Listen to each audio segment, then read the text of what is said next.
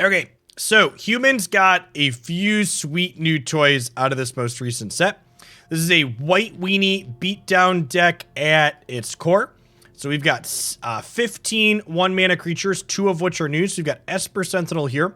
So whenever an opponent casts their first non-creature spell each turn, draw a card unless they pay X, where X is Esper Sentinel's power, which means with things like Thalia's Lieutenant, as well as General Kudro, there are Luminarch Aspirant that can power this up. The tax effect can become more and more expensive. And then we've got Boros Elite, which just attacks for 3 when you're going wide, which is sweet. And then we've got just other good cards, you know, Elite Spellbinder and Thalia for a little bit of disruption. Good, clean mana base where all of our lands make white mana. You know, one of the things people will frequently ask about is like, Jeff, can we mess up the mana base and play something crazy like Faceless Haven or other spell lands? And I think having your lands all be untapped early is really important in my deck that's looking to play, you know, ideally 1 drop on 1, 2 drop on 2, 3 drop on 3. So let's go ahead and dive on into some games with this and see if our beatdown can be consistent enough or if our disruption is enough to drag us across the finish line in some matches.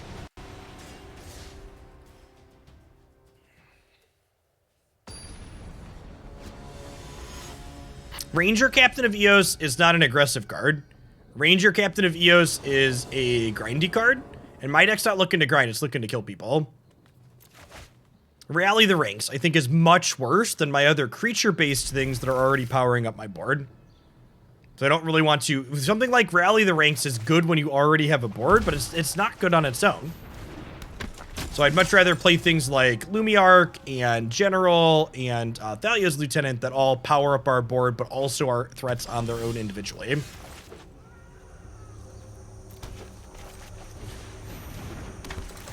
Yes, Boros Elite is in Jumpstart. Why no Igdom spell? Well, look at how many black sources my mana base produces. Also, I have 15 1-mana white 1-drops.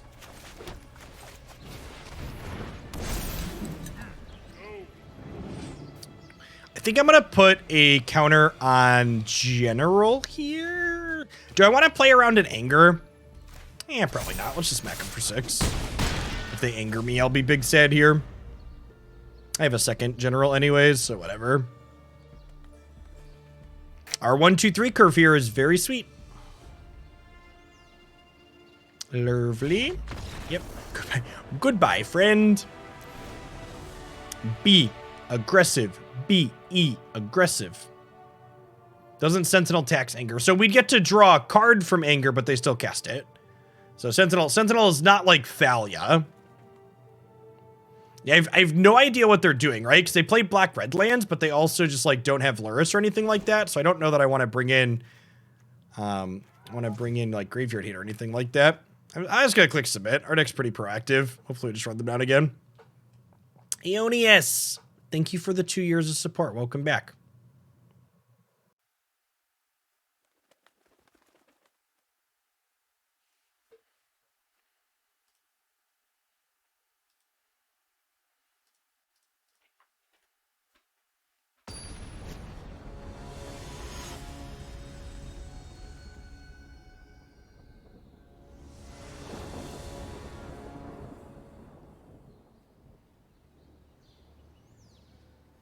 Officially Spoo, thanks for the follow. Good morning. Yeah. 1, 2, 3. It's just Curvamentary. What else could it be? They could be a mid-range deck too. Could be like some kind of Seasoned Pyromancer value thing.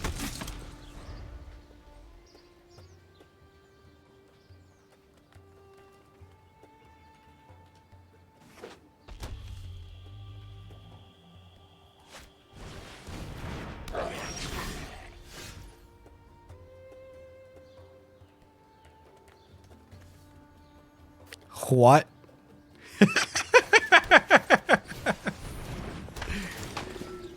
Excuse me?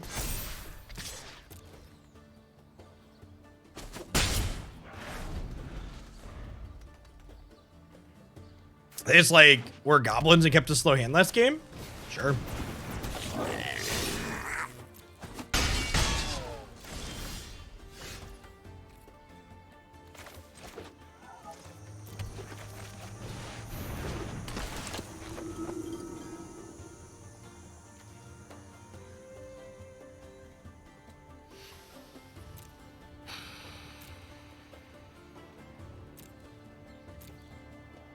So I'm only actually making this card cost 1 more if I...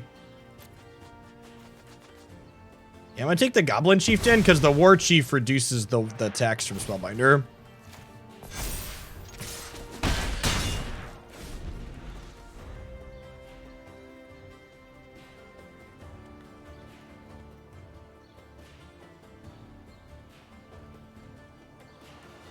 This is if you attack with 6 power or more.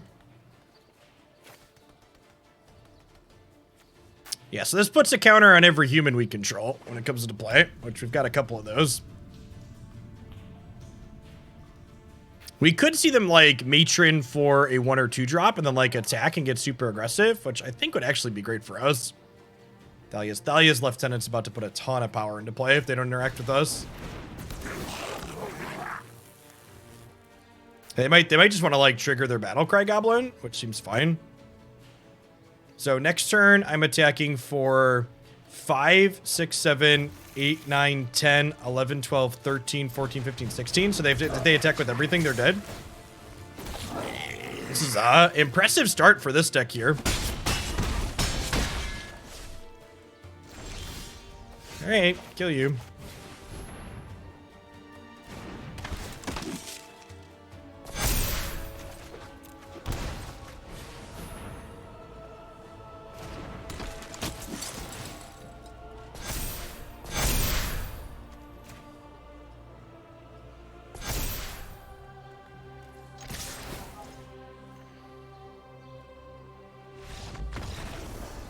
Like turn 4 lethal 2 games in a row. That's like the litmus test for aggressive decks, right? Can you kill your opponent by turn 4 consistently? And we even killed our opponent by turn 4 that game while having Elite Spellbinder as disruption, right? Which was pretty great.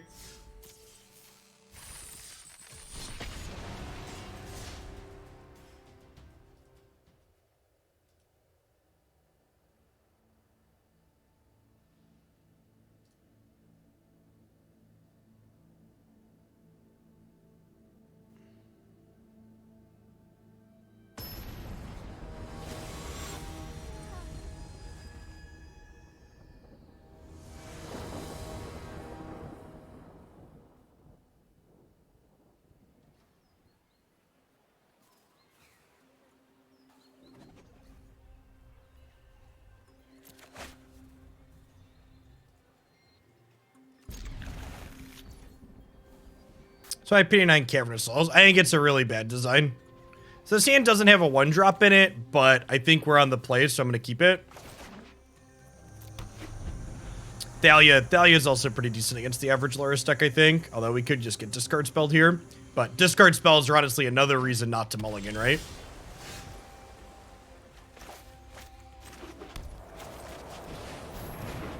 Luris Basic Island. Okay. Oh, they're auras. Got it. We're probably dead here, honestly. Auras usually beats up other creature decks. Post board, I get Skyclaves and what's it called though?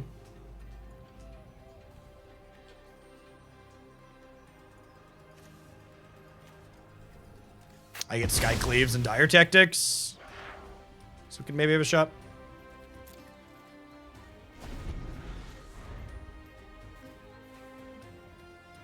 So I actually did my first playthrough of Horizon Zero Dawn on my computer. So I didn't have a PS4.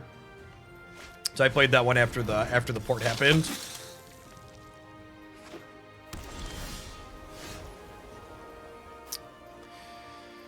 So I think we just do this. It's really unfortunate we didn't draw a 4th lane tier. Double 2-drop here would have been busted. They announced Forbidden West for PC. No, that'll be exclusive to PlayStation for a year or more at least. I don't expect them to announce that for a while. Forbidden West isn't coming to PlayStation till February, so. Elder Deep Fiend. Man, what I would have done for Elder Deep Fiend in this most recent jumpstart. I would have done terrible things, chat. Terrible, terrible things. Am I okay with Thalia's Lieutenant being Boros Charm here? I think I am. I also think I'm okay trading.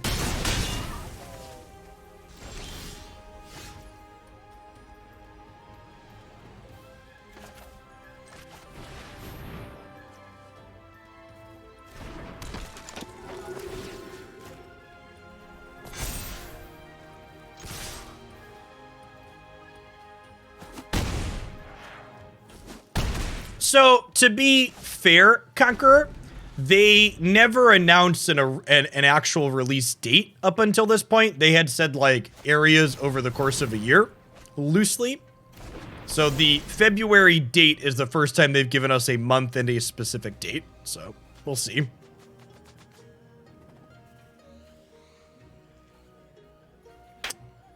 To set a low bar, I also have more faith in PlayStation's exclusive games than stuff like out of like Witcher 3 had a lot of issues when it came out too, right?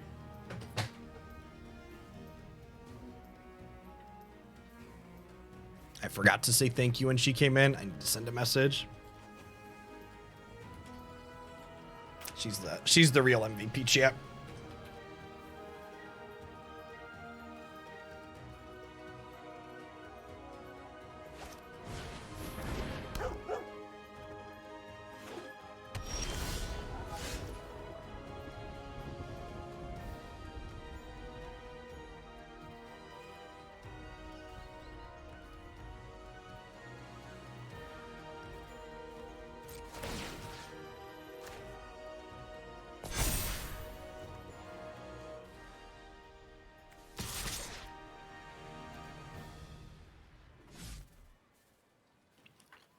There's actually no reason to attack with this, right? Because they're going to sack this to save this anyways.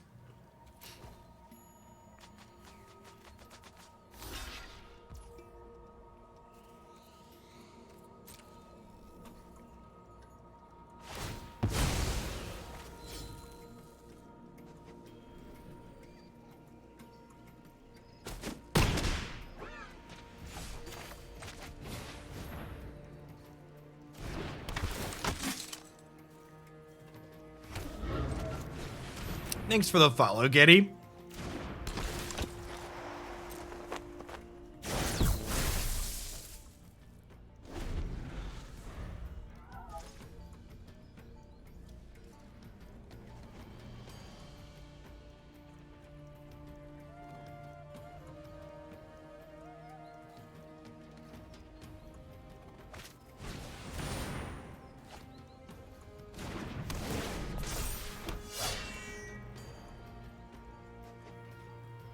Hey, thanks for the 7 months, Audica. Welcome back.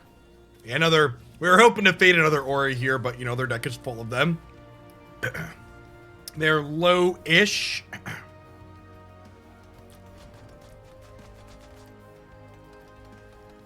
Nah, we just ended up doing leftover silence.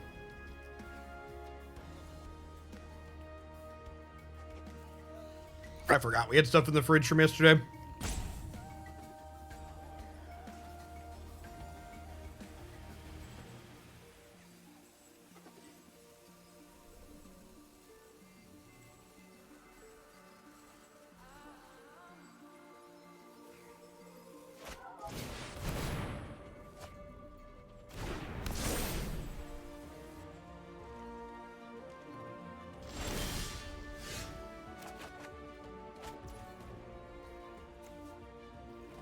That was not the Thalia's Lieutenant I wanted for Christmas. All right, so this block's here. This block's here. This block's here. We put them to 1. Man, that sucks, right? Block, block, block. Put a counter here. They take 4. So I guess... Yeah, I guess we cracked the clue, right? Because if I hit a Thalia's Lieutenant, we can kill them. Or if I hit another Luminarch.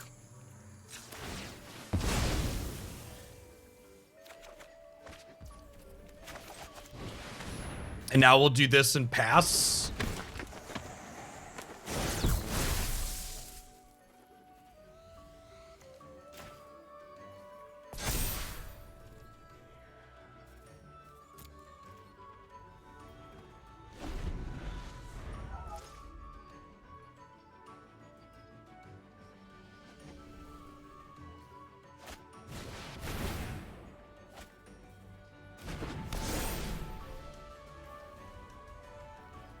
That's the one we can't beat, champ.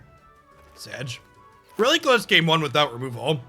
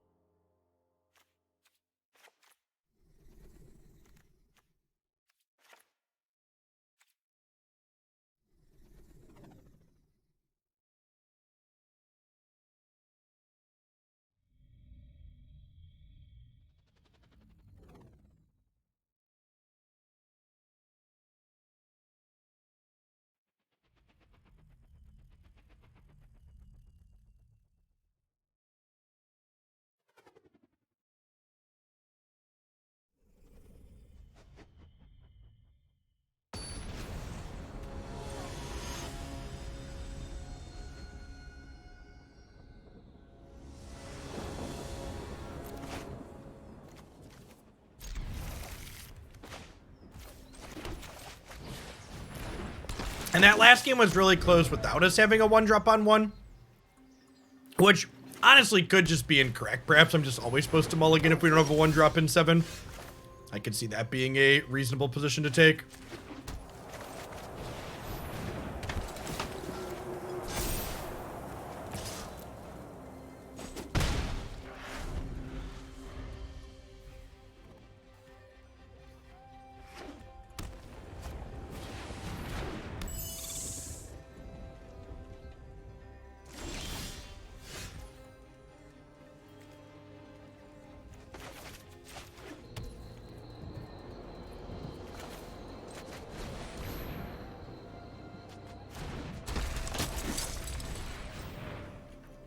Well, I guess. Oh, I'm so dumb. I was thinking this would still trigger the second ability, but it doesn't. This is just a 1/1. I should have played that. Or draw dire tactics next turn and be big sad now.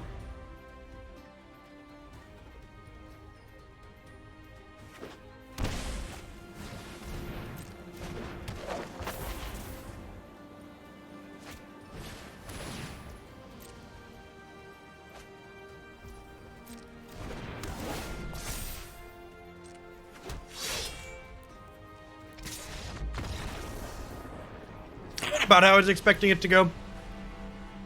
Nor is honestly, you know, again, to pick on what we expect to see out of the new Historic Horizons cards, if you look at the deck queue, a lot of the things to get built are these fair creature decks, and you know, the existing top decks in Historic are just so brutal to play fair creatures into. Your odds of something like what we're doing being good against a pile of Lightning Helixes and Wrath of Gods, or Auras making a giant untouchable monster with lifelink is just a little bit on the rough side.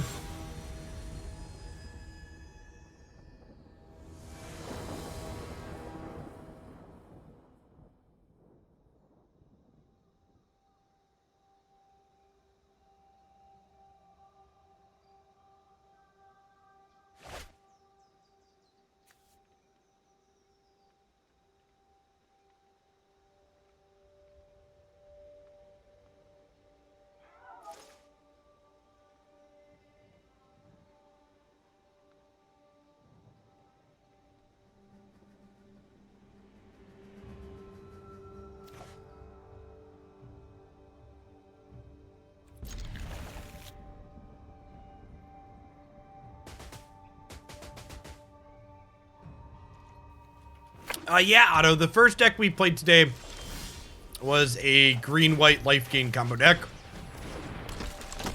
The new Squirrel card goes infinite with a couple of different things.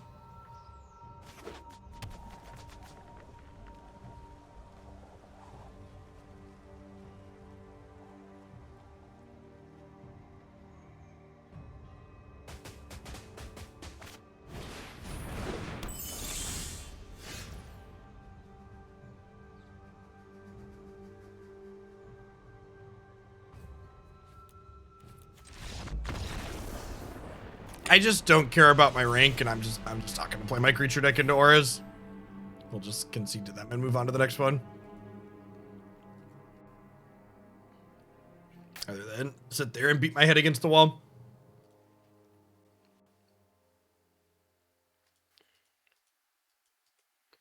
Walking Ballista, thankfully, does not exist on Magic Arena.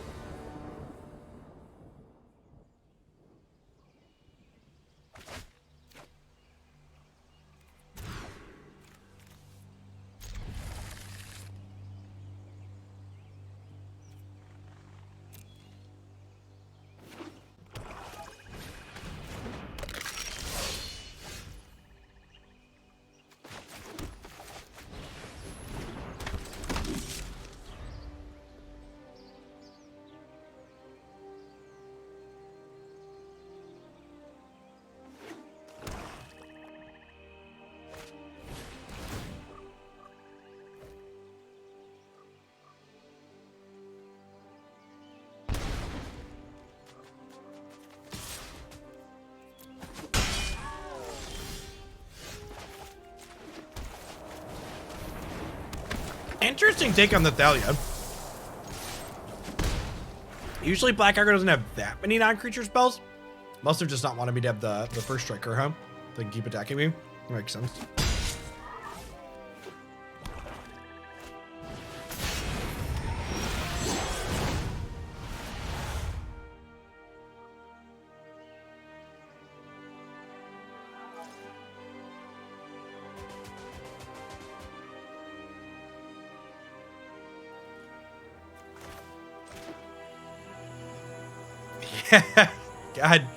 God bless Fatal Roundhouse. That's such a great way to put it.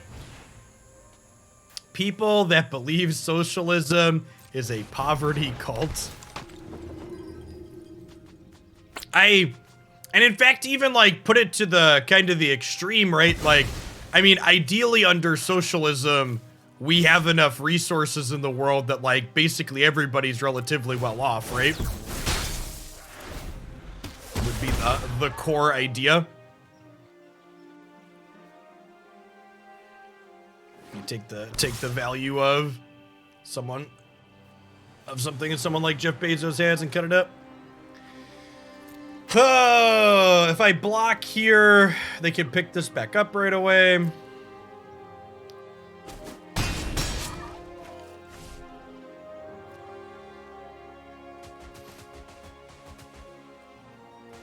Cut up Jeff Bezos. Okay. That's not what I said. Stop it.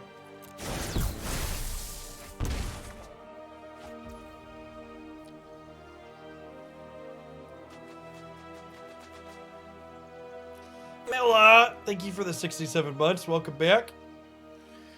Oh, it's a big spot of mayhem, chat. It's a big spot of mayhem.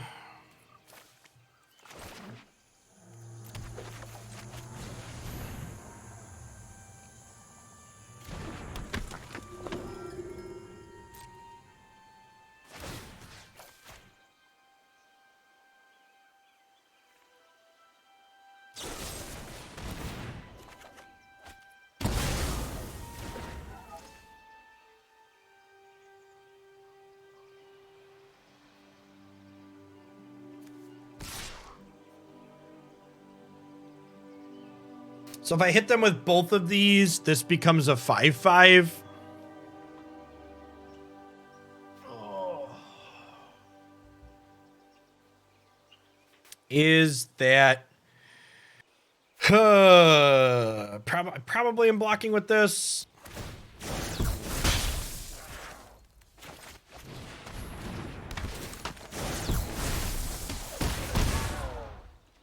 Well, I mean, and honestly, as a math person, that's something we talk about so much, right? Like, $1 billion is such an incomprehensible amount of money for most people that, you know, even having like $1 million cash on hand is a pretty unfathomable amount of money for most persons. Like, I'll never have $1 million cash on hand. Or if I do, it won't be until I'm very old and have saved a bunch for retirement, you know, multiple decades from now, if I'm still working through all that course of the time.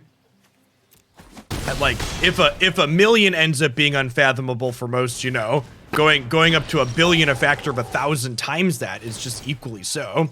I think we're just dead, right? I don't have any draws here that keep us alive because it's tramples, flamples.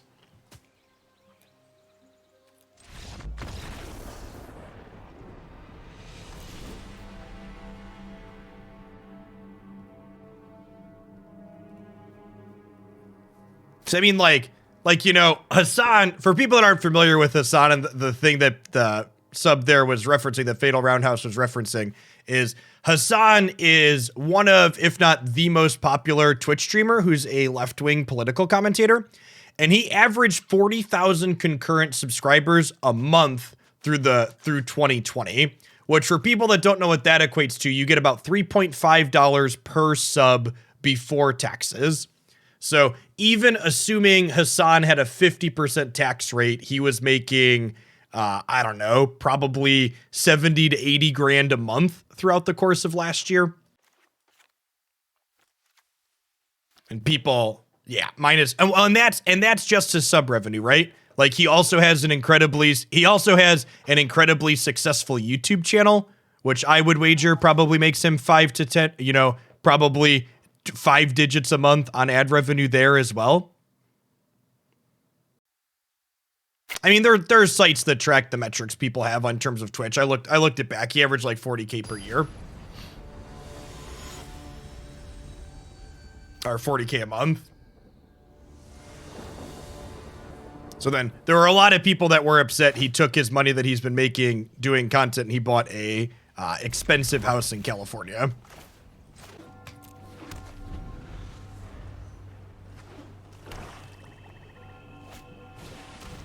Well, we've got plenty of 2-drops. Kind of assume we're going to lose Dire Tactics. It's kind of like this is my thing that's not like the others here.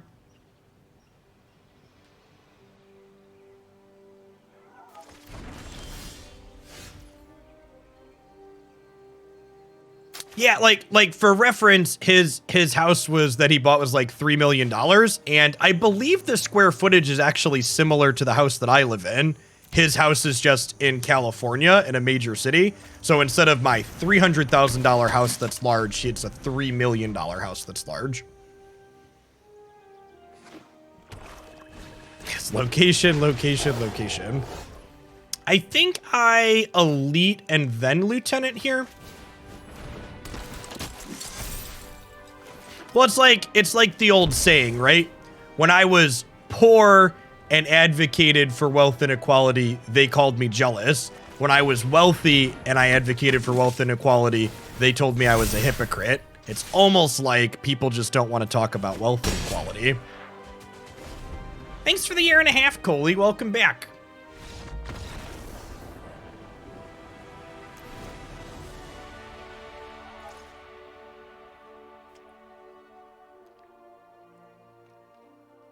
Heads, I win. Tails, you lose. Yep.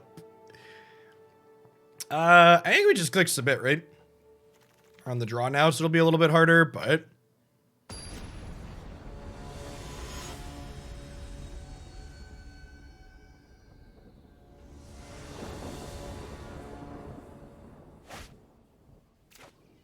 yeah, saying sweet. Obviously, they're gonna like play a Thought Season, make us big Sag, but like we have like one drop into Thalia's Lieutenant. This is like kind of the 1-drop beatdown dream.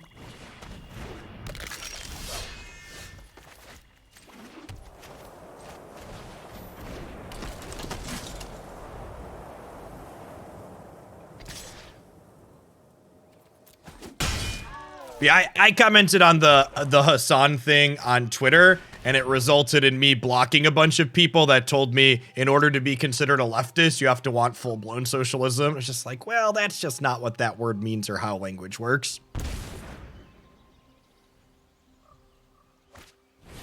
I feel like Jeff is the only person who sides out discard spells against aggro. Yeah, in Magic Arena, that's probably true, honestly. Most other people don't. And to be fair, they're lucky and draw them on the early turns of the game. Pop! Thanks for the 15 months. Welcome back.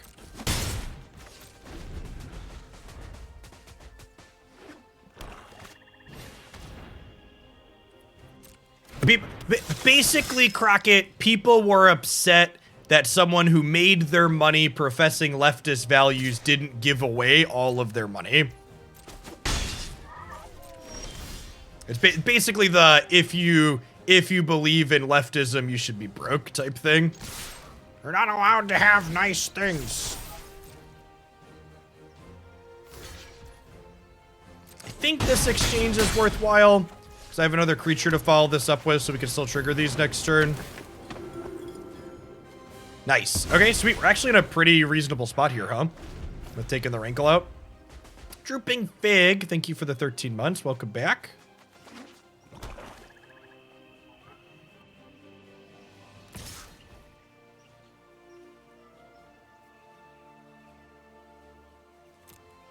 No blocks. If they want to spend their mana picking this back up, that's fine for us. It means they can't use this to block next turn.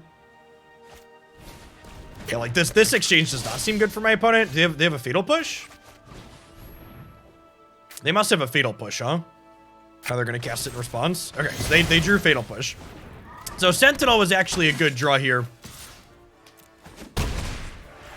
Because I got that out of them proactively.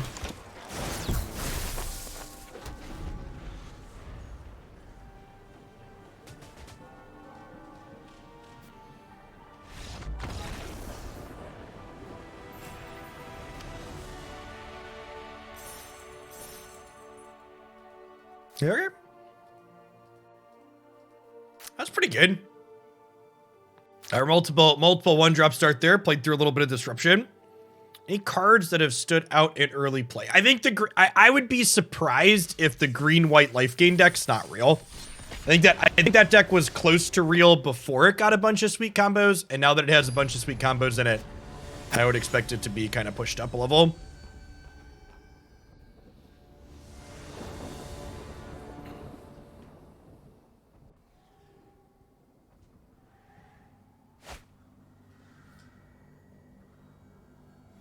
All right, triple one drop. We have Luminarch.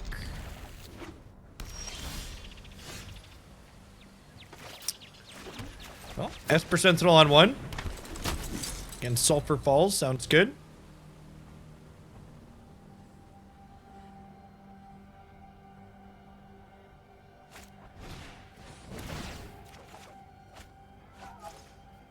That felt good.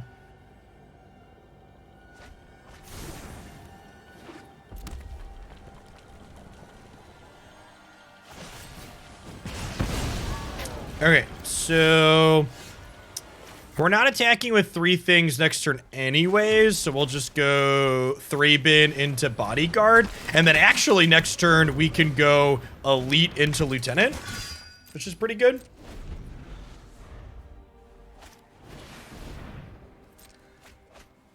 They're not getting a Phoenix back this turn because they played a 2-mana spell.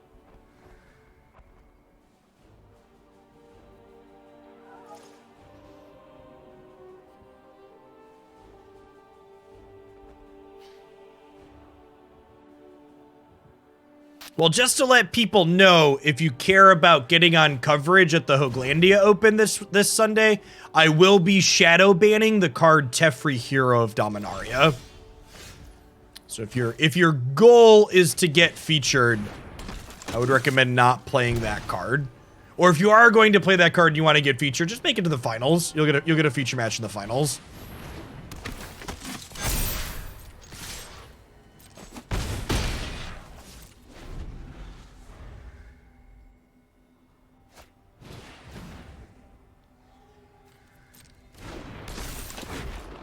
Tharacella, thanks for the follow. And if you want to watch our sweet Hoaglandia Open that's going to happen this weekend, it'll be happening all day on Sunday.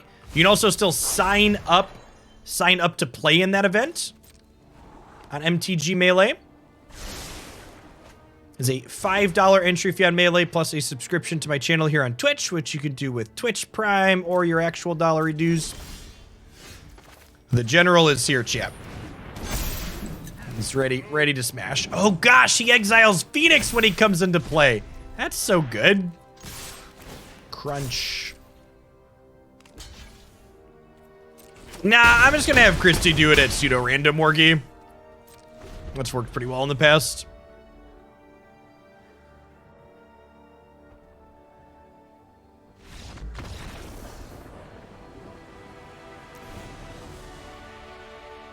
All right, so Phoenix. Extra Thalia. I think we cut the Spellbinders. And probably just board in some dire tactics, huh? It kills their cheap things.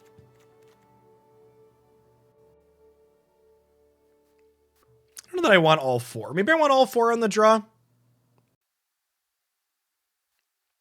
sounds good, right? Is Containment Priest good enough? I guess it stops birds, huh? Your Jeskai Vehicles deck could get a feature. My priority for the first couple of rounds will be featuring decks that feature new cards. We're going to try and do that most rounds, but for the first 2 especially, we'll be picking people out that brought the new stuff.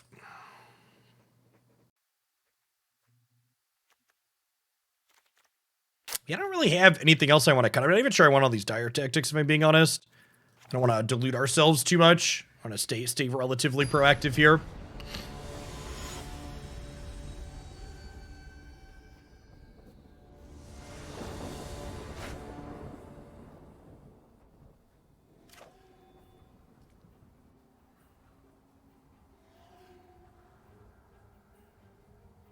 Sweet. The governor of my state has put the mask mandate back into effect and has mandated vaccines for teachers and healthcare workers. You love to see it, chat. You love to see it. I think I'm keeping this. We need a black source. I don't really want to mulligan to 5. Thalia's really good in this matchup. I think we bottom the glint sleeve here. I'll trade you. Hard pass, Florida.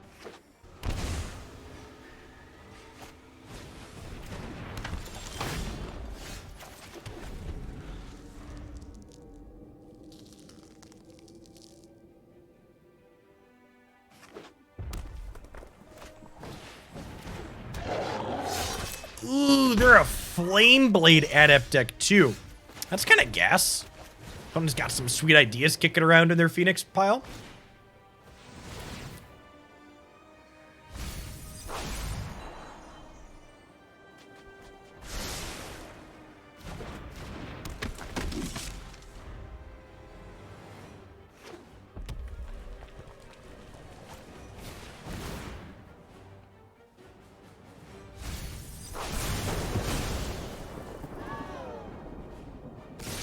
This is why we brought our backup Thalia, chap. My lady.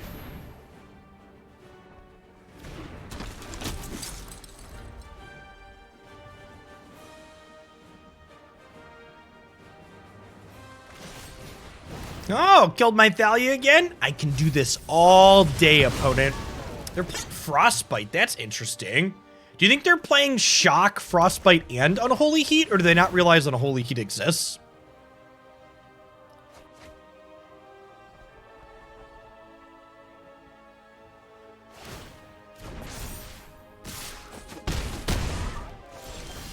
Oh, Chandler's very angry, chat. I think we're losing this race. Big Sag. Need a black source soon.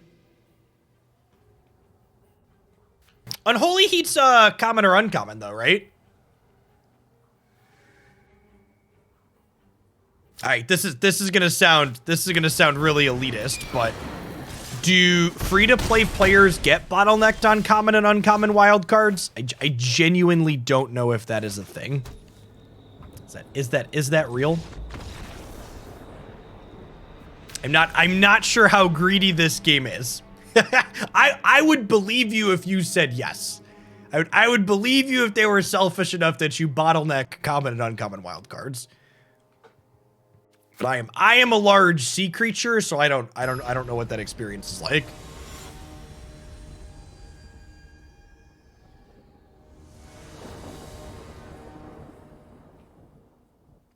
You get uncommon choked a little bit at first, but not after a while. Okay. That's more generous than I was expecting, chat.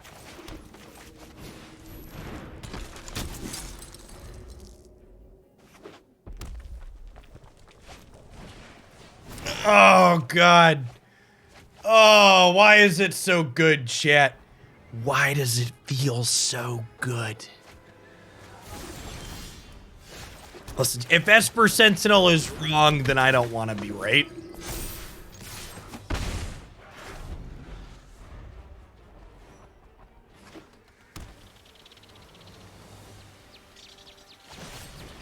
Oh, yeah. When your 1-drop hits them for 2 and then draws you 2 cards. It's the good stuff right there. Hey, Never Kept 7. Thanks for the sub-gift. That's very generous. Welcome. Welcome to our new member, and thanks for the support. Alright, I think we do this, and then this. I'm gonna put the counter on Mr. Inspector here.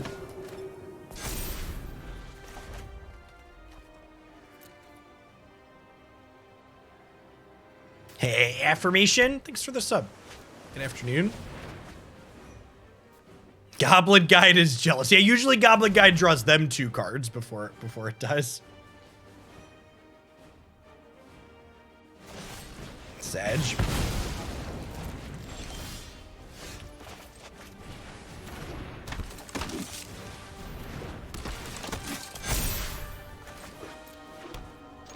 Alright, Esper Sentinel's back. Keep that steady flow of gas coming here.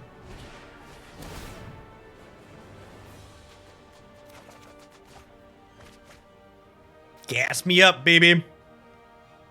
Esper Sentinel with counters on it is cheating. I am super excited to play this card with Tempered Steel coming up. Probably won't get to that one today, but should get to it tomorrow.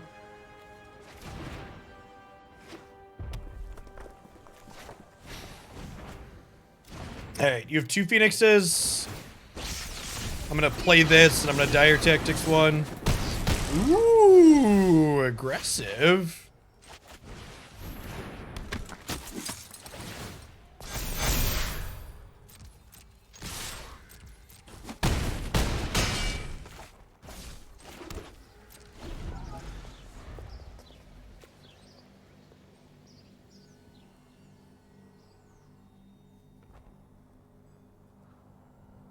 Yeah, this card's fantastic.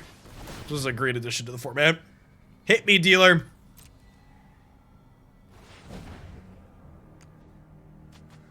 Are we gonna cast a 4-mana op, chat? Or did we not realize you have to pay equal to its power? Yeah, I think they thought they could just pay 1. No, no, no. No, no, no. Pay the troll toll. Give me the card.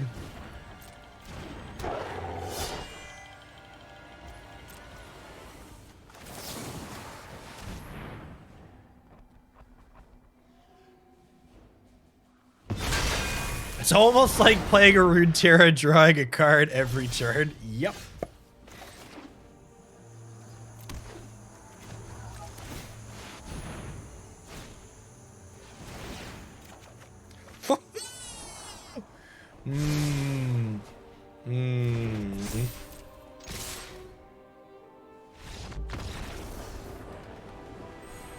It's the good stuff right there, champ.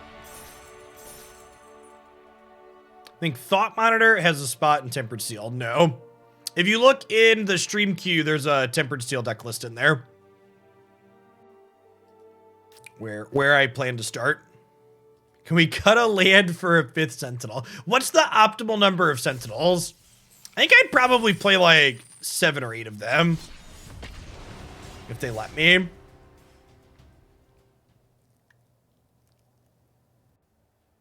Ten sounds high. I think it's probably like somewhere in the 6 to 8 range.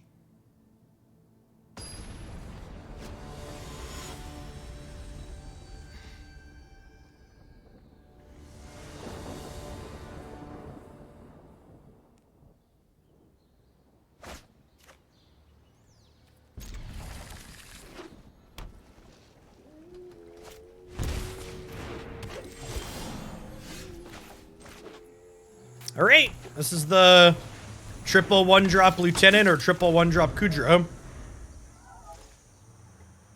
Yeah, good games, hyped to death. Good luck in the rest of your laddering today. Yeah, the Sentinel was so good. The fact that its tax scales based on its power is very silly. What is deck submission deadline for Hoots? I think it's like 15 minutes before Sunday morning. If I recall correctly. This is a bad die roll to lose, chat. Oh yeah, I meant to ask, you were the Phoenix player. Are you playing Unholy Heat? That seems much better than the Frostbite. If not, did you catch that one was a historic card now? Sideboard. You think the Frostbites are better? Because I saw you Frostbite us.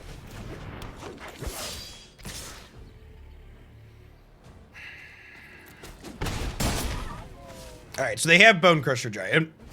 I think they have Bone Crusher Giant.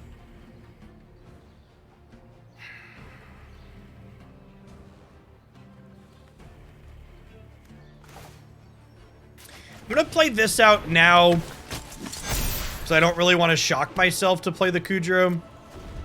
I think we're playing defense here.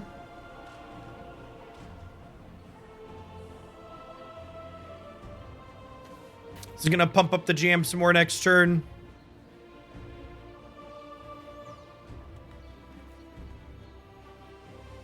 Yeah, we're not in danger of getting cleaved currently, so that's really good.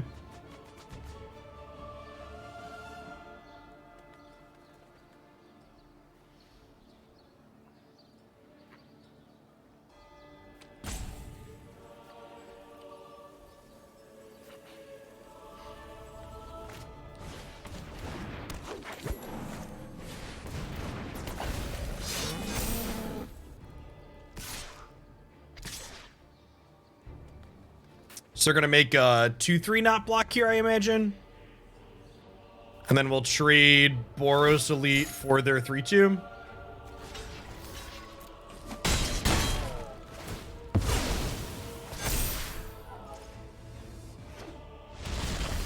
Okay, their hand's empty.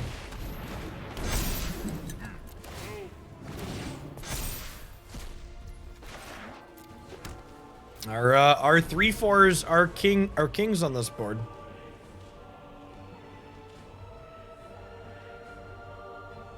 And we're not clueless here. So like next turn we get to like tap land Thalia as a 3/2 first strike on blocks, and then we get to start drawing some cards. Star Inspectors. Are we gonna Hepshet and then shove here? Yeah, we are at 9. That doesn't seem terrible.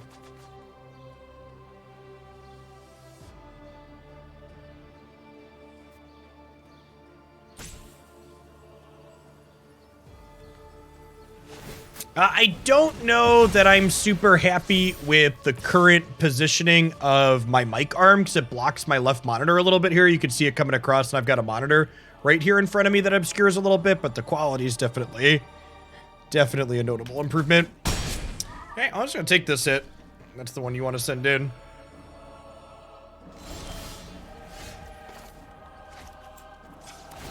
This is wrong, actually. Yeah, I should have just held up the activation on him, just in case.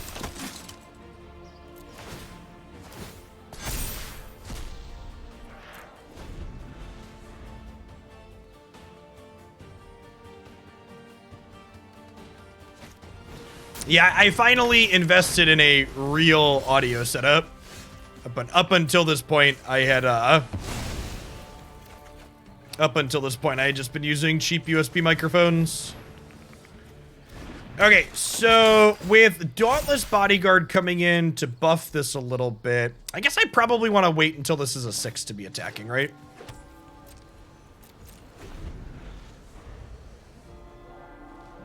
So draw one more human, we'll start shoving.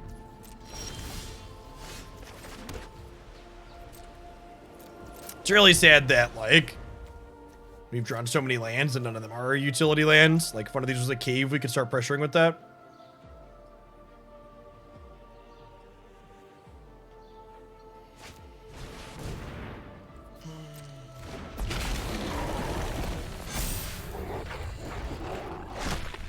If only Ebon Legion was a human, right?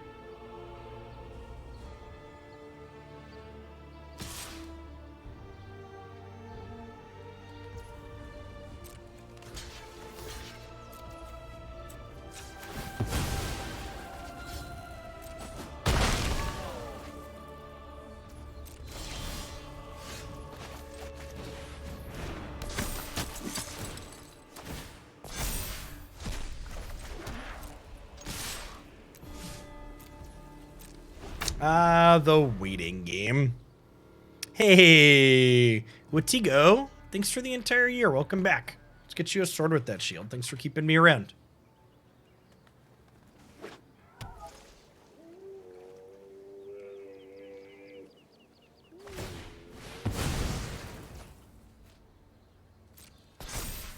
Okay.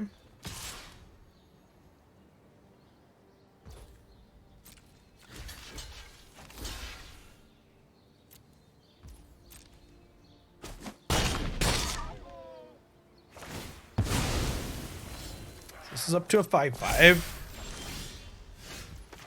It's actually like a decent draw. Makes our lieutenant bigger and then replaces itself here.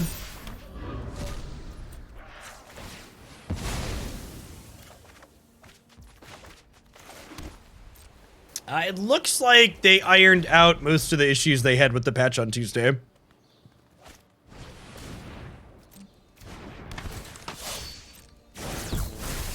Yeah, our opponents, like, also only drawn 5 lands this game, and most of them were utility lands.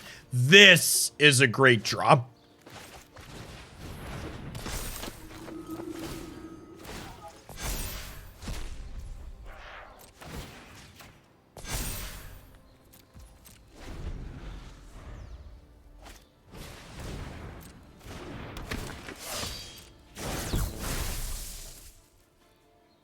I probably want to spread the love out from this a little bit, actually.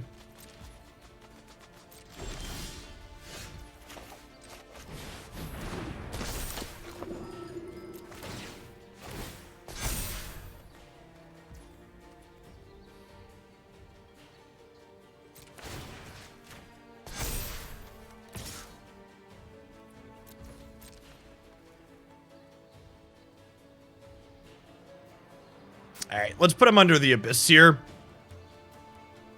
If they want to triple block this, I'm okay with that, but I think we're just going to start seeing, like, Burning Emissaries and Elves get chipped away here. Hey, thanks for taking the time to do that, Galdriel. Hopefully see you around at some point this weekend. We'll be having the open on Sunday.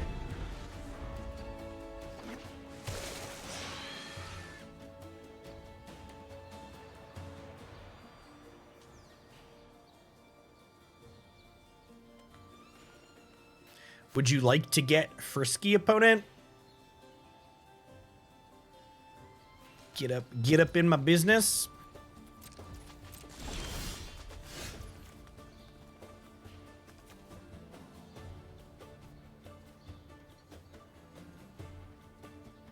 All right, so I could sack this and one other thing to kill something and then play the next one. I don't think that's worthwhile.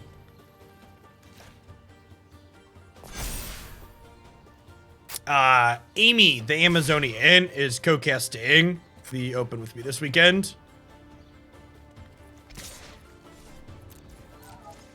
I could be right to pressure with this too. Attacking with only this is probably giving them too many turns to draw Embercleave.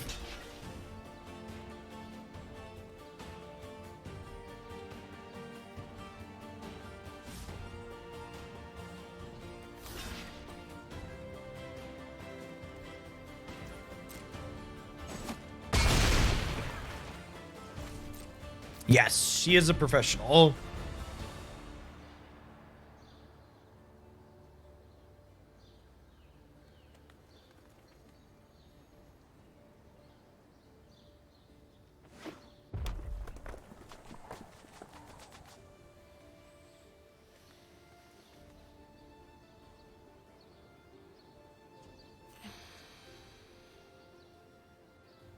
Well, so the Kudro insulates us from Cleave 2 to a degree. Like, whenever they put the cleave on, we can just sack 2 things to destroy it so we don't die to the trample.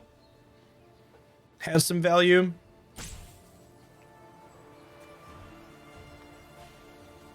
Are we winning? I don't think we're losing.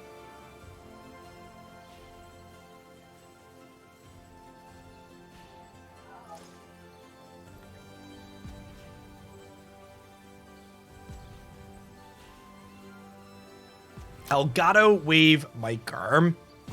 I have a lot of other nice Elgato products. The XLR input I have is actually an Elgato product. Any reason to not put the counter on Thalia to block Questing Beast? Yeah, so Thalia blocks this profitably, and I wanted a second one to block the other brawler profitably. I put the counter over here so I could block both of these for free.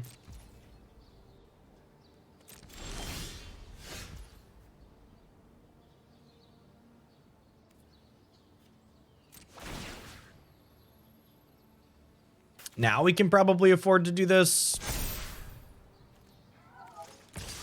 An event of Questerson break class.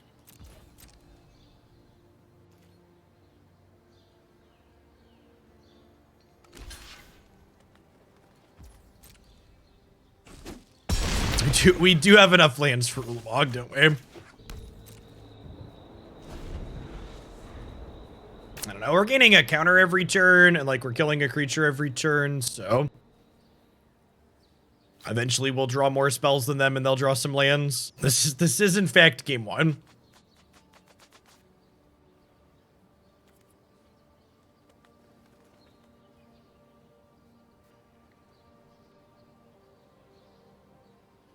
We lose by attacking with the flyer, more blockers.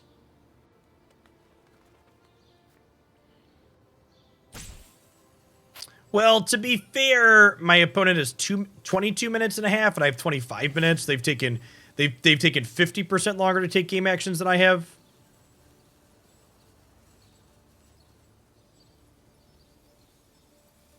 Stale board state. Now, the board state's changing in our favor a little bit more every single turn. So, 26-month skirt.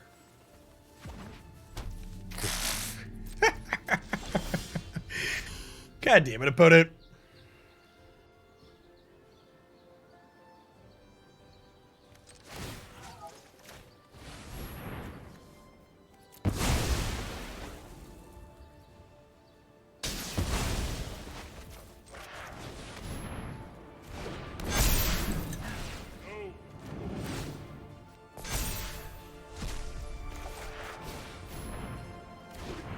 I'm gonna start slamming them here.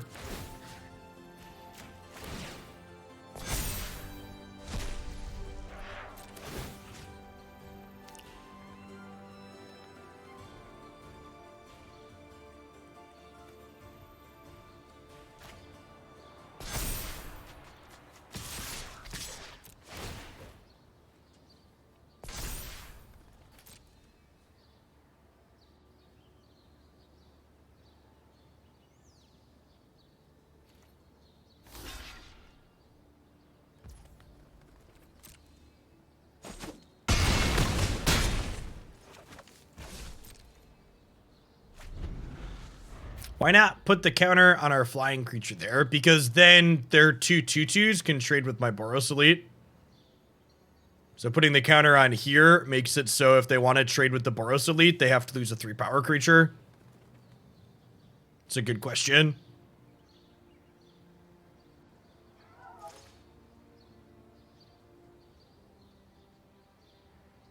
So they fire up this, they make this not block. I have 1, 2, 3, 4 blockers. I can kill something with Kudro's activated ability, and then we kill them on the backswing. Yeah, they're still very dead-worgy.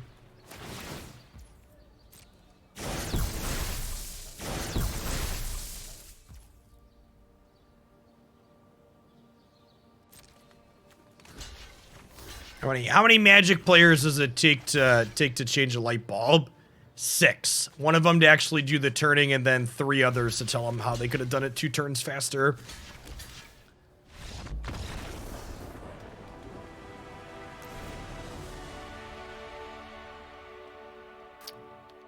All right, so Thalia's kind of whatever. We'll bring in some Dire Tactics. We'll bring in some Skyclave Apparitions. Probably trim Esper Sentinel in this matchup. They don't really have non-creature spells, right? Maybe we leave in one as our last card here. Actually, I'd probably rather have Thalia as a miscellaneous first striker, huh? Than Esper Sentinel just a 1-mana 1/1. Yeah, that's probably true.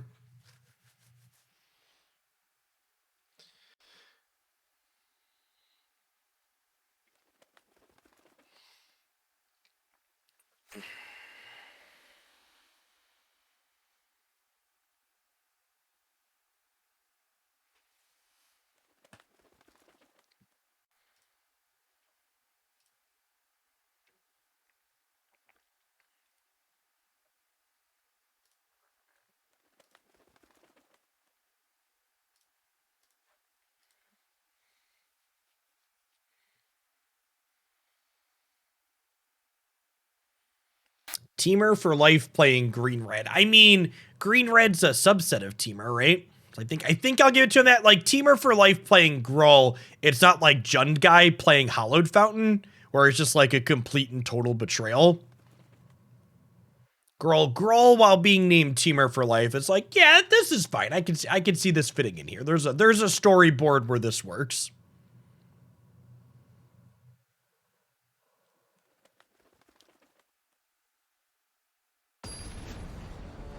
I just assumed they were mana screwed. I'll give you. They've just been missing blue.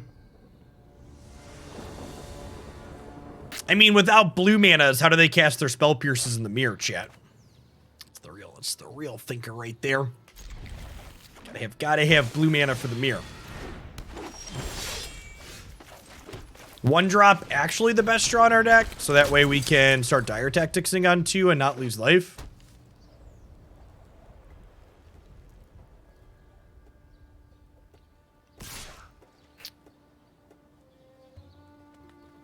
You know?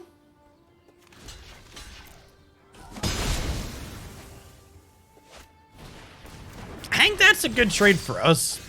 I think.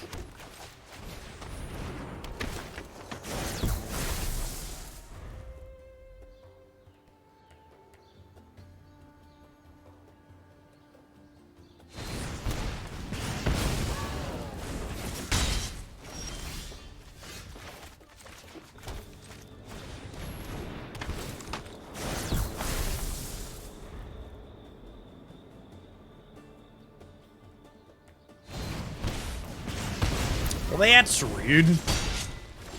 How am I supposed to card advantage now, chat?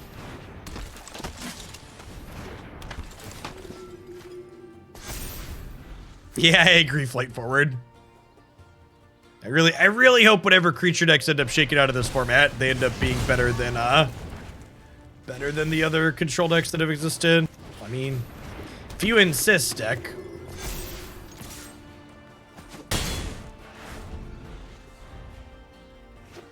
So the scary part here is my opponent's hand is currently 4 spells. So if we draw a land this turn, we can Lieutenant plus Dire Tactics to Bone Crusher.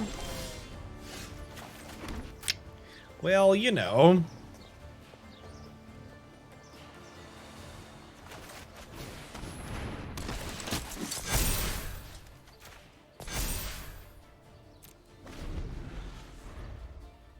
Maybe I'm supposed to put a 5th counter on the Boros Elite there and smash them.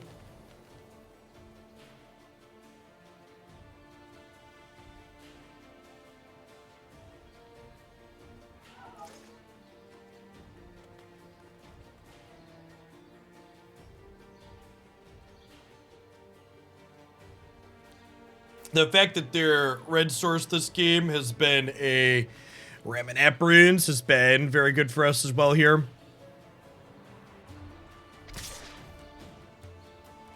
Yeah, no blocks.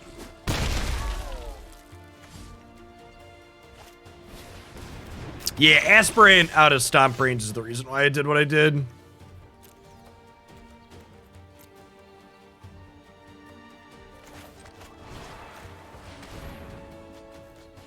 I think I'ma just smack him here.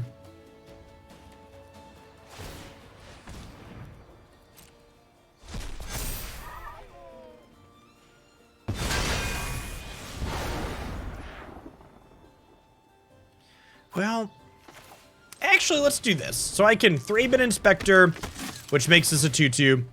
And then Luminarch makes it a 3/3, and then we can attack for 12.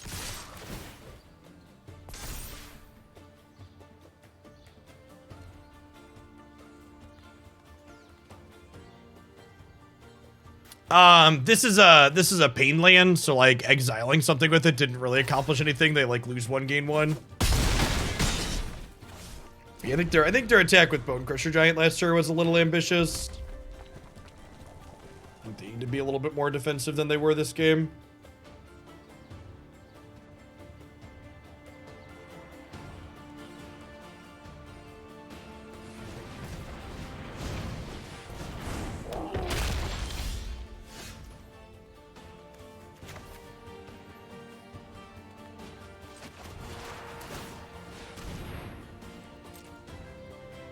Step on me, daddy. Good stuff. Did Grohl get anything new? It did not. I don't believe so. Oh, there's a what's it called? There's a new energy card that got printed as a 1-drop that I think might be pretty okay. Yeah, the new energy 1-drop I think is probably okay in that deck.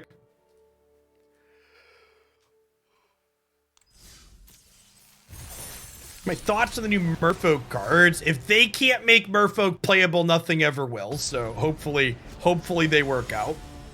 We've got Merfolk in the queue. We'll probably do it tomorrow. Yes, yeah. There's a new arena only energy card. So if you wanna see my first rough draft at a take on Merfolk with the new cards, you can check the stream queue.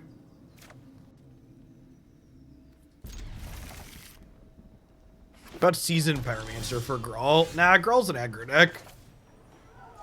Seasoned Pyromancer is not an aggressive card.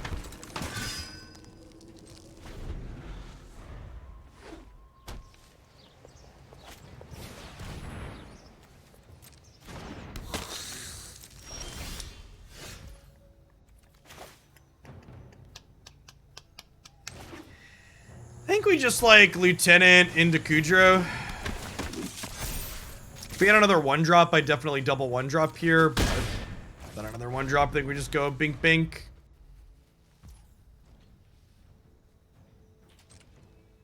No blocks, go to 19. No plays, that's great.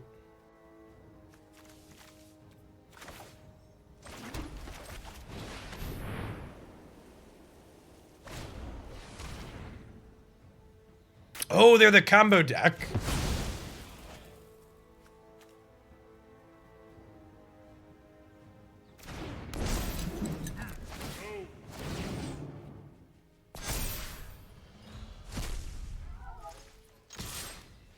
This is Vespelarch combo is actually what we're going to play as our second deck today, or our second deck, our next deck today, our 4th deck.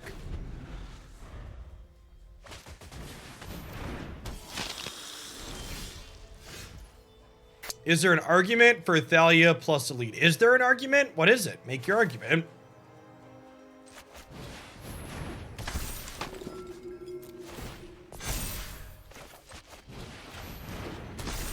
You have the floor.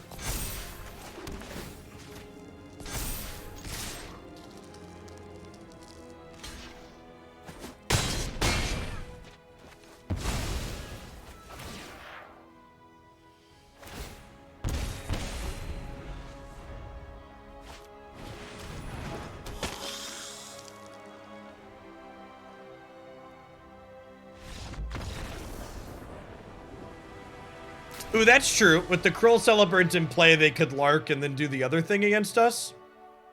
Containment Priest stops their combo. Yes. Yes, it does. Dire Tactics can break things up too. Same with Skyclave. I think I'd probably get rid of Spellbinder. The discard's technically Disruption, but it just dies to their 1-mana removal spell, which they have a bunch of. Thalia's not super meaningful.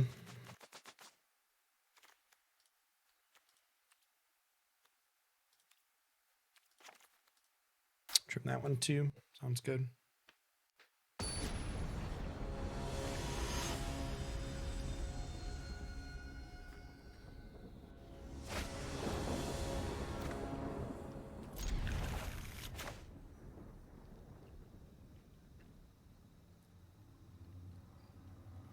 I don't think we're supposed to hard mulligan to Disruption. They're like a 3-card combo deck that doesn't really have card selection, so. Thoughtseize Bug, thanks for the 26 months. I appreciate the Prime. Welcome back. They have Soul Warden as well. That's adorable.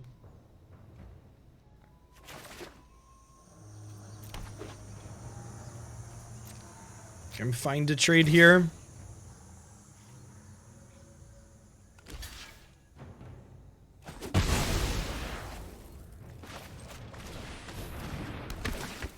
Yeah, Elk Lodge, the big thing you'll see in the Magic community quite frequently is that whenever people get told a product's not for them or they should just ignore a product they don't care about, they get really upset. It's very similar to you see people talking about like product fatigue in general too, right? It's like, I don't really experience Magic product fatigue because there's plenty of Magic products I just choose not to care about, right?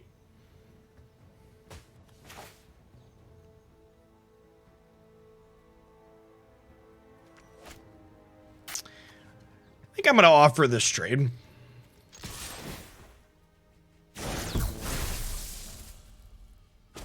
What's going on, ZYX? Thanks for the 25 months. Welcome back. I think we just do this. And this puts counters on more things. No, we have to be angry about Fortnite. Yep.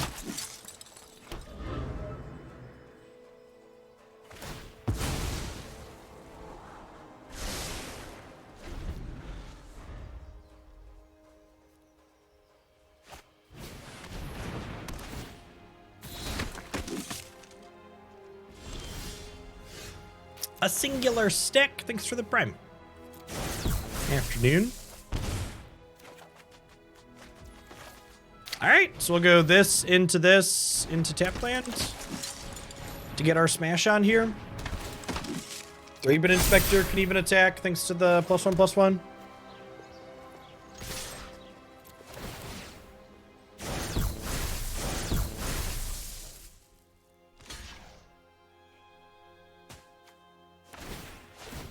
We could theoretically die next turn. If they have Lark plus the Perpetual card, we die to the Bastion. Is the energy sound effect new? It is not. Oh, smells like death. They did scry to the top.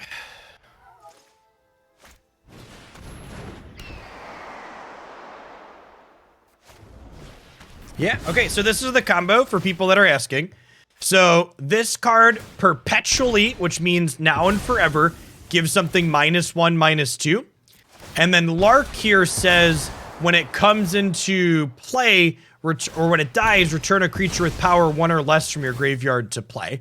So now it gets to loop itself, because instead of being a 2/1, it is a 1/-1. And then as it comes into play and then dies a bunch, you get to Bastion of Remembrance to drain your opponent out. So a little bit too slow there on the draw.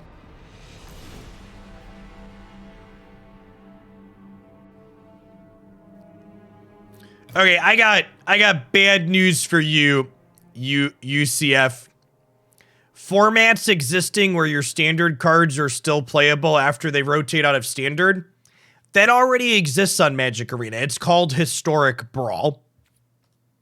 Formats like Pioneer, Modern, all of these other organic formats, like those formats are most standard cards aren't going to be playable in them. Standard is the cheapest point of entry to get into in Magic, but it's the most expensive way to play Magic the Gathering long term. You should assume any standard cards you collect are going to be useless when they're no longer standard legal. And if you're not okay with that, you probably shouldn't play standard. It's just like the cold, brutal truth. I know that doesn't sound particularly fun or like a great use of your resources, but that's the reality.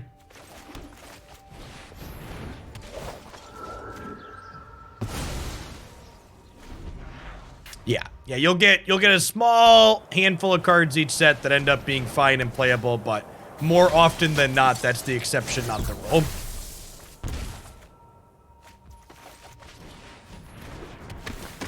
We are getting large combo in game 3 here.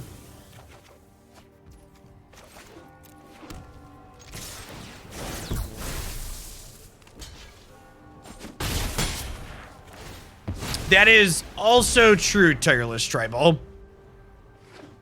There has been a notable shift in design philosophy over the course of the last 3 to 5 years. What are spells? Baby, don't hurt me. Don't hurt me no more. Even formats like Modern and Legacy are forcibly rotated consistently.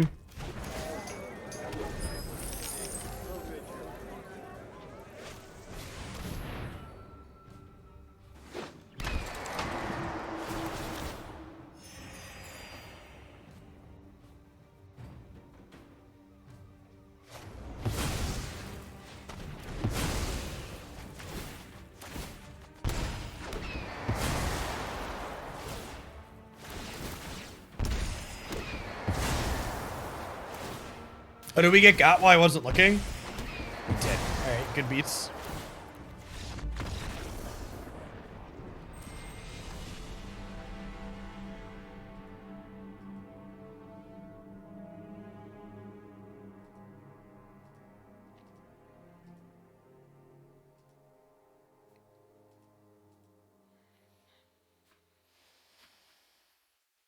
I do think part of that too is the framing. Like, someone in chat just said they would never invest in Standard. And, like, the way so many Magic players have been trained over the years to look at their Magic the Gathering purchases as not a hobby that you spend money on, but it's an investment, is so super high. And that was honestly a part I always hated about the paper aspect of the game, right? Like, I always just assumed my paper purchases were a sunk cost because I hate playing the finance game. I just wanted to play Magic. I didn't want to deal with all that other secondary bullshit.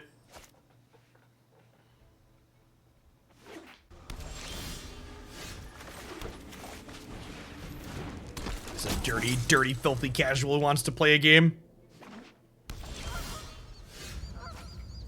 Okay, it's a good second land. Can start stacking some counters of Esper Sentinel. Oh, this is our first time. Are we going to play against some Jeskai control? Can we beat Lightning Helix, Memory Lapses, and Wrath of Gods, chat?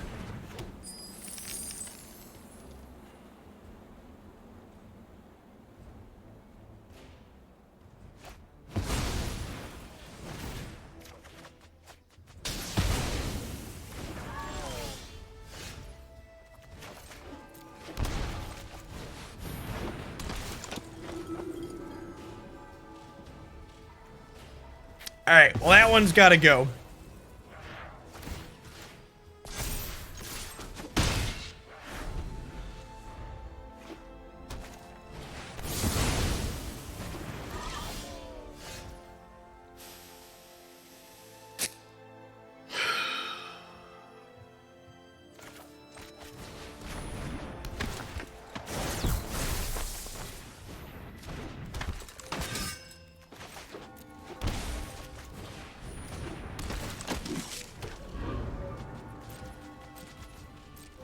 Opponent correctly played around Spellbinder.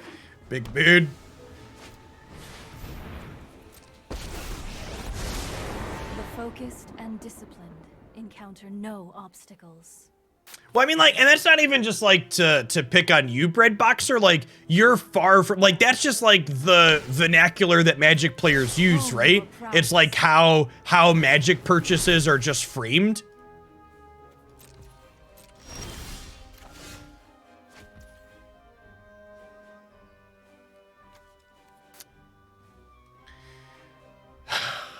All right, so rock meet hard place.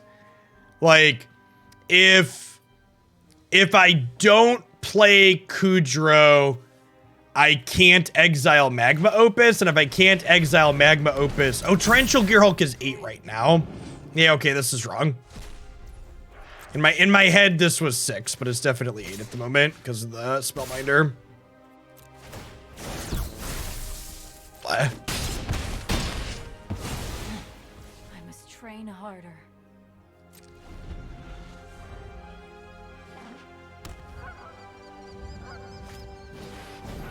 So I at least get to save Glint-Sleeve here.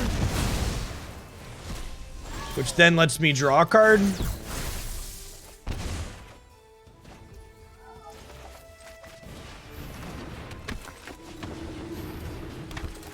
It does play around Mizzix Master, that's true. Alright, can we grind out Jessica here? Are they gonna peel a third Sweet Brados? We have gotten swept twice this game. Just kind of impressive for what we have going on.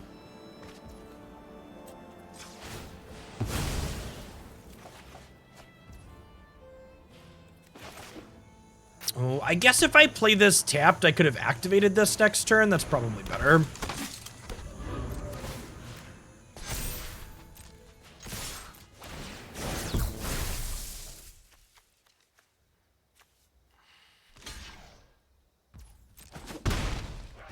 So, thanks to Thalia, even if they draw a land, they can't Gear Hull Helix. Because it'll cost them 1.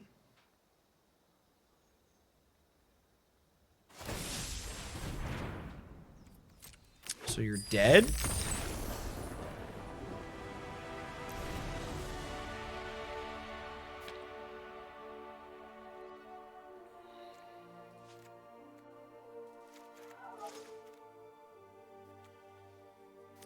Cause I'm free.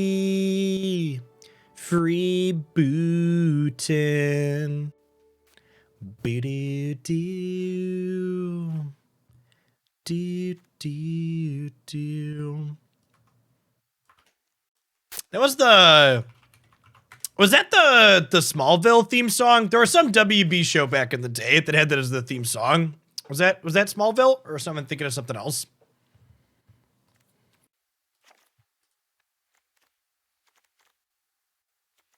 This is probably an Adversary of Tyrants matchup. Trim these Boros Elites. We've got 12 1-drop still. 12, 16, 8, 2. Oh yeah, Smallville is Save Me. You're right. Yeah, Glint-Sleeve plus Esper Sentinel teamed up for a 1-2 punch there for sure. The combo decks have seemed good. The green-white life gain combo we played to start felt very reasonable. And then we just got beat up by a Lark combo deck that we're gonna give a try to ourselves here in a second. It's gonna be our last match with the humans deck, and then we're gonna switch over to some black-white Lark combo.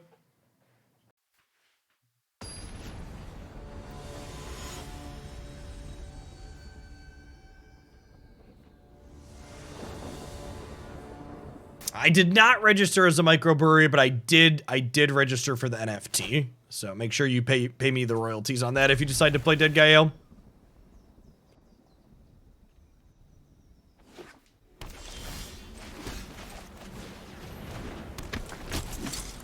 What's going on, Turna? Thanks for the follow. Welcome to the channel today. We got a bunch of people in here today. Almost 1,700 folks checking out some Historic Horizons happening. If you're like Nocturna there and you're new to the channel, thanks for dropping in. My name is Jeff Hoagland. I stream full-time here on Twitch. I do Magic the Gathering 5 to 6 days a week. We do pretty much all constructed here. Usually we change decks every 60 to 90 minutes. You get a lot of variety here each and every single day. We play Historic, we play Historic Brawl, we've been playing some Standard 22. Really looking for rotation so we can play some best of 3 Standard 22. Alright, so I guess we'll take the cheaper one here. I assume this is going to trade with a borrower, though, or something. I also have a YouTube channel that every deck that we play that ends up feeling somewhat reasonable ends up there, cut up deck by deck. So you're someone that's looking for a deck list that are a little bit off the beaten path. That's a great source for that. A lot of well-organized playlists there, so you can find historic content or standard content, whatever format that you care about. Knit Sauce, thanks for the follow. All right, so we found our 4th land. I think we just General Kudro it. Just push our damage in. Yeah, Command Stand game is a weird one to see postboard.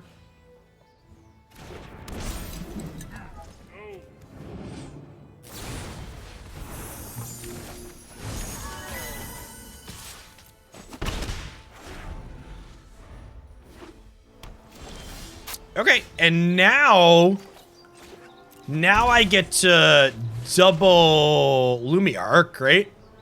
Just go like Aspirant, pump up the jam.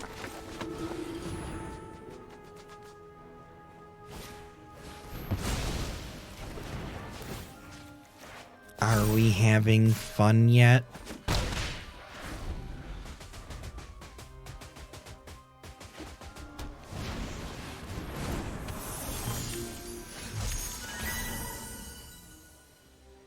All right, I'm gonna do this and get rid of the memory lapse. Just drop this one. This only blocks flyers. We'll crack them for 6. Oh, you know what? They showed us Anger game 1. I should put a counter on General Kudro there. So that way he survives Anger of the Gods. If they Anger, I lose both of these.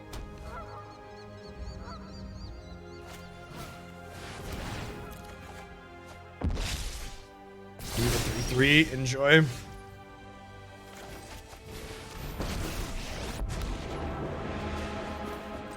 Together, we are seeing yourself what I see in you. Crunch. All right. We beat up Jeskai. We actually, and like, they had hands that played Magic, both of those games, right? We beat Helixes and Angers and Wrath of Gods. Maybe this could be somewhat reasonable. Yeah, they swept us twice game 1. Accurate. It's been a while since like a small creature beatdown deck like this was really playable in this format.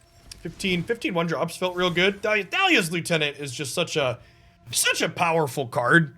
Honestly, it felt like every piece of this deck was pretty reasonable that game. They all had different points to shine and be disruptive or push damage. Esper Sentinel is just like a super playable Magic card in general. Just does a lot of what you're looking to do against a lot of different things. Paired up with these other things that give it extra power, it really kicks it up into overdrive. How many rares are we talking here? A lot. Always a lot. The old, hey, this mana base is only 12 rares. That's 12. Oh, these are mythics. Mythics are easier for some people, right? These are all rares. Plenty. We beat Girl. We went wide against them, and Thalia's Lieutenant goes tall. So we have good removal post board. 4 Dire Tactics is very good against Skrull in 3. Hey, CTG Medic, thanks for the prime. I appreciate the entire year. Welcome back. All right, let's get things shifted over.